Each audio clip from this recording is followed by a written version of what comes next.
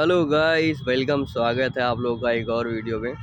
तो इसमें हम बातें करेंगे कि यार जो माँ बाप होते हैं ना, वो बच्चों के लिए एक बहुत बड़ा इमोशनल सपोर्ट होते हैं। ठीक है, इंडियन कॉन्टेक्स्ट में मैं बात करूँगा, अगर हमारे फैमिली में, हमारे परिवार में एक ऐसा व्यवस्था है कि लोग साथ रहते हैं। ठीक है, और बच्चे बड़े भी हो जाते हैं, अगर वो ग्रेजुएशन वगैरह कर लेते हैं, तब भी माँ बाप का उनसे एक अटैचमेंट रहता है। उनको अकेले चीज़ें एक्सप्लोर करने के लिए नहीं भेजते हैं, ज़्यादा ज़्यादा चीज़ें उनको इंडिपेंडेंट नहीं बनाते हैं। मान लो लड़का है तो उसको खाना बनाना नहीं सिखाएंगे, कपड़ा धुलना, अपना बेड वेड खुद बनाना, या बहुत सारे ऐसे प्रैक्टिकल चीज़ें हैं उसको नहीं सिखाते हैं। ठीक है, लड़कियों को जॉब करने नहीं भेजेंगे, बाहर की दुनिया उतना एक्सप्लोर करने नहीं देंगे, ट्रैवलिंग नहीं कराएंगे लड़कों को भी।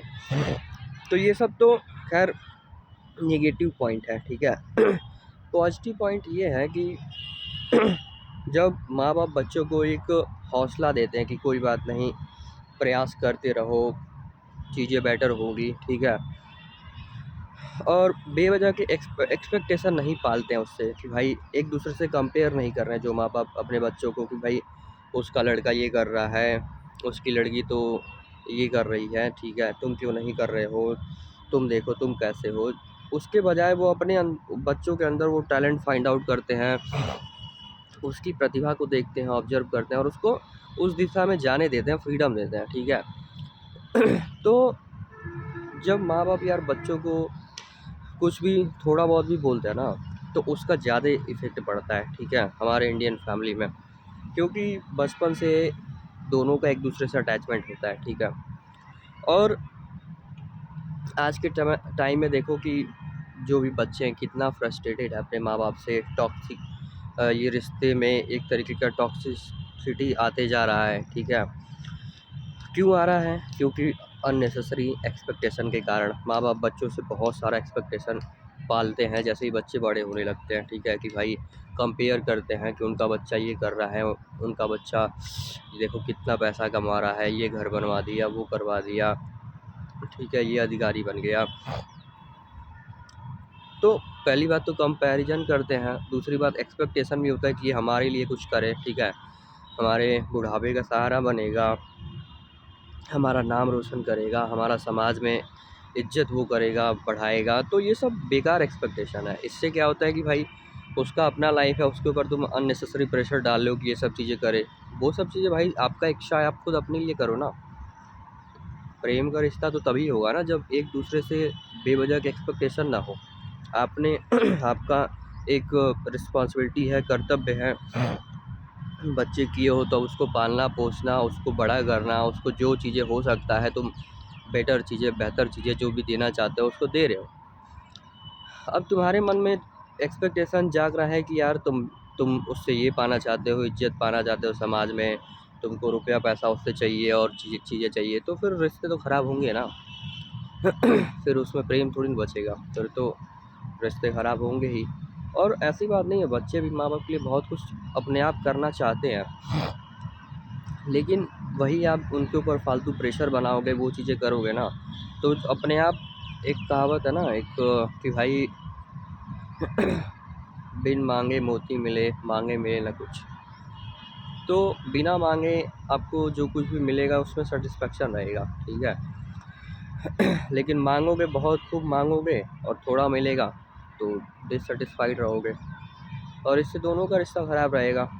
ठीक है, क्योंकि भाई अगर इस दुनिया में साथ रहना है, ठीक है, साथ रह के आगे बढ़ना है, जैसे कि बहुत सारे लोग सब छोड़ छाड़ के जंगल भाग जाते हैं, या समाज परिवार छोड़ देते हैं। ठीक है, उन लोगों के लिए तो ये सब बातें मान लो नहीं है। ठीक है, और वो लोग भी इसीलिए फ्रस्ट्रेट होकर छोड़ देते होंगे कि भाई कौन इनसे डील करे, कौन, इनको समझ ही नहीं आएगा कुछ भी। आप समझाने जाओगे बड़े लोगों को, जो भी बूढ़े लोग हैं, एक तरीके से एज में बड़े हो गए हैं, उनको मतलब कोई नई बात या आपसे छोटा कोई कुछ समझा रहा है ना, तो वो उसकी बात को एक्सेप्ट ही नहीं कर पाते हैं। ठीक है, समझना ही नहीं चाहते हैं, नई बातों को वो सुनना ही नहीं चाहते। उनका ईगो बीच में आने लगता है कि यार ये देखो हमें समझाएगा, हम 60 साल के हो गए, 70 साल के हो गए, हमने इतना दुनिया देखा है, ठीक है, अब तुम हमें समझाओगे। ठीक है, तो ये सब बातें लोग करते हैं, ये नहीं सोचते भाई कि ये प्रकृति में, जिस प्रकृति ने आपको बनाया उसने ही उसको भी बनाया है। और नया आदमी पुराने आदमी से ज़्यादा इंटेलिजेंट आता है, ठीक है, जब तक कि उस पे परिवार और समाज का प्रभाव नहीं पड़ता है।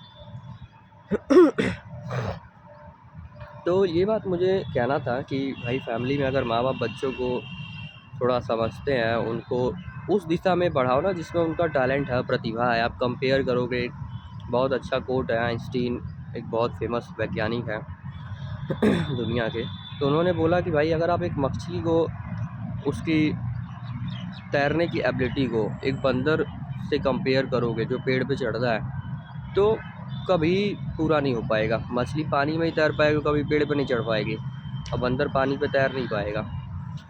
तो ऐसे ही इंसान भी है भाई, हर किसी का अपना अपना प्रतिभा है, अपना अपना क्षेत्र है, अपना अपना कैपेसिटी है, ठीक है, वो उसके अकॉर्डिंग काम कर सकता है। आप उस चीज़ को आइडेंटिफाई करो बचपन से ही, और उस दिशा में उसको सपोर्ट करो ताकि आगे बढ़े, उस दिशा में उसको लगे रहने दो, ठीक है, उसके अंदर फालतू एक्सपेक्टेशन मत जगाओ। मुझे याद है, लाइक एक होता है ना, माँ बाप बहुत मतलब परिवार समाज हर कोई बहुत जल्दी में होता है कि भाई जल्दी से सक्सेस पा जाओ, जल्दी से हमारा गरीबी ख़त्म करो, ठीक है, ये करो वो करो।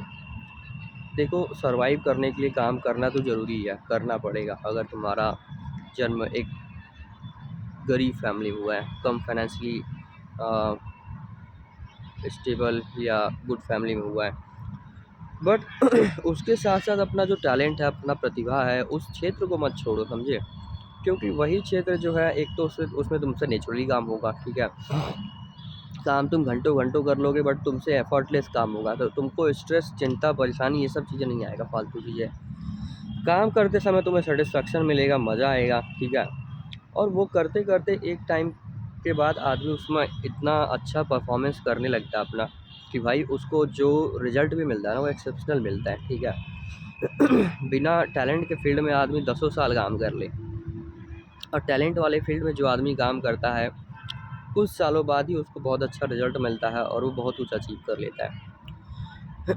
तो ये सब चीज़ें माँ बाप को समझना पड़ेगा फैमिली में, तभी एक बेटर इन्वायरमेंट बनेगा।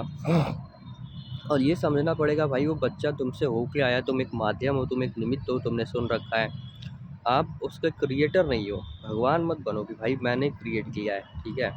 जैसे भगवद गीता में कृष्ण बोलते हैं कि भाई सारा काम तो प्रकृति के जो गुण है ना उसके द्वारा हो रहा है, बट ये मनुष्य जो है ना, अहंकार के वश में होके वो बोलता है कि भाई मैं ही करता हूँ सारा कर्म, ठीक है। जिसका जैसा स्वभाव है, जिसकी जो प्रकृति जो वो लेके आया है, ठीक है, उसके अकॉर्डिंग काम होता है। बट आदमी बोलता है अहंकार के वश, अज्ञान के वश में, कि भाई मैं कर रहा हूँ। जैसे कि बोलता है भाई मैंने बच्चा कर दिया, ठीक है, वो प्रकृति की एक व्यवस्था है, आप उस प्रोसेस को फॉलो कर रहे हो और हो जाने बच्चे, ठीक है। कोई क्रिएट नहीं कर रहा है यहाँ पे। तो उस तरीके से समझो, जिस तरीके से आपका क्रिएशन हुआ इस नेचर के द्वारा, वैसा ही नेचर ने अवसर दिया, आपके द्वारा एक क्रिएशन हुआ है। सब लोग साथ साथ रहेंगे, एक दूसरे से सीखेंगे, तो चीज़ें बेटर होंगी। और सबसे बड़ी चीज़ है कि भाई एक दूसरे को फ्रीडम दो, और इंडिपेंडेंट आदमी कैसे बने उसकी शिक्षा दो। आप खुद भी इंडिपेंडेंट बनो, अपने आप को रखो फाइनेंशियली, हेल्थ पे ध्यान रखो, अपने शौक़ को पूरे करो भाई। मैं इंडियन फैमिली में देखता हूँ, जो भी पेरेंट्स थोड़ा ओल्ड होने लगते हैं, उनके शौक़ ही ख़त्म हो जाते हैं। शौक़ रखो ना, बहुत सारे शौक़ रखो भाई, कि आपको किसी के ऊपर डिपेंड होने की ज़रूरत ना पड़े। आपके पास जो टाइम है 24 घंटे दिन का, उसमें 8 घंटा तो सोना है, खाना पीना खाना है, उसके बाद जो टाइम बचे उसको अपने शौक़ और टैलेंट में लगाओ। दुनिया के जितने भी महान लोग हैं, वो क्या अपना जीवन पूरा परिवार में वेस्ट किए, तब हम उनको पहचानते हैं। अरे यार, उन्होंने कुछ कर्म किया अपना, तब हम उनको इतना समाज में उनको रिस्पेक्ट मिलता है, समझे। तो अपना जो टैलेंट है, आप अपना शौक़ है, उस पर टाइम लगाओ, उस पर ज़्यादातर अपना समय स्पेंड करो, एनर्जी लगाओ, तो उससे अपने आप आदमी आपकी तरफ अट्रैक्ट होता है। बच्चे भी लाइक फैमिली में मम्मी पापा उसी से आके कुछ पूछते हैं, या उसके साथ ज़्यादा टाइम स्पेंड करना चाहते हैं, जो जिसके अंदर कुछ चीज़ें हैं, खुश है, मस्त है। यहाँ तो जैसे ही आदमी एज देखते हैं बढ़ने लगता है पेरेंट्स का, मरियल सा होने लगते हैं, मतलब एकदम मनहूस जैसा हो जाते हैं, हमेशा परेशान हैं, दुखी हैं, चिड़चिड़ा हैं, टेंशन में हैं, शक्ल देखो तो ऐसा लगता है कि भाई सारे दुनिया का बोझ इनके ऊपर आ गया है। तो ये तो भाई मुर्दा आदमी की निशानी है, मतलब मृत्यु की तरफ आप जा रहे हो धीरे धीरे, मरने से पहले ही मर गए। तो ये कुछ बातें थी, शेयर करनी थी। आप अपने थॉट्स शेयर करो, व्हाट डू यू थिंक कि मतलब चीज़ें बेटर कैसे हो सकती हैं, ठीक है। प्रॉब्लम तो होती हैं हर जगह, लाइफ जब तक है तब तक कुछ ना कुछ चैलेंज आते रहेगा। बट आदमी वही है जो हर प्रॉब्लम का सलूशन खोजता है, ना कि वो प्रॉब्लम को बस हाईलाइट करते रहता है और एक विक्टिम मेंटालिटी खेलता है कि यार मेरे साथ तो ये हो गया, मेरे मम्मी पापा ऐसे हैं, मेरा फैमिली ऐसा है, मेरा सोसाइटी ऐसा है। चीज़ों को कैसे बेटर किया है, दुनिया के आज वो देश जो इतना बेटर है, इतना अच्छा है, वो हमेशा से ऐसा नहीं था। वहाँ के लोगों ने सोचा, देखा, ऑब्जर्व किया और एक दुनिया को ऑब्जर्व किया, देखा कि भाई कैसे और बेटर किया जा सकता है, तो बेटर हुआ। तो यही एक रास्ता है। बाकी आप अपने थॉट्स कमेंट शेयर करो, कमेंट में लाइक कर लो, लाइक शेयर सब्सक्राइब।